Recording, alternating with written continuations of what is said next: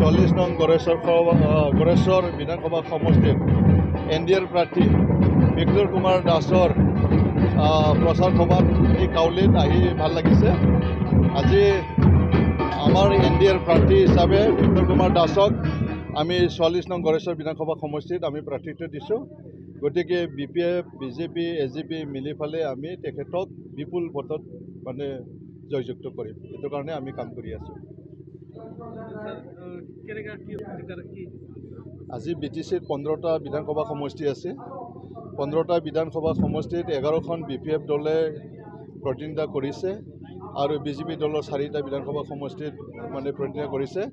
15টাই NDAৰ প্ৰাৰ্থী জিকি ফালে আজি অসমত শক্তিশালী NDA গণতান্ত্ৰিক মানে ৰাষ্ট্ৰীয় গণতান্ত্ৰিক মৰ্চা চৰকাৰ হ'ব আৰু এই চৰকাৰৰ জৰিয়তে আমি BTC উন্নয়ন কৰিম, অসমখন উন্নয়ন কৰিম।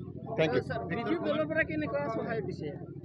BPF দলৰ পৰা 100% আমি কৈছোঁ, আমি BJP 4টা সমষ্টিত এৰি দিছোঁ, 4টাতো আমি BPF দলে লাগি আছোঁ, মানে BJPকো আমি জিকাই নিম আৰু 11খন সমষ্টিত BJP, AGP নাঙলৰ ছবিত ভোট দিব আৰু 15টাই জিকিলে আমি BPF দলে 3টাৰ পৰা 4টা মিনিষ্টাৰ আমি ল'ম আৰু ইয়াৰ দ্বাৰা BTCত আমি উন্নয়ন কৰিম।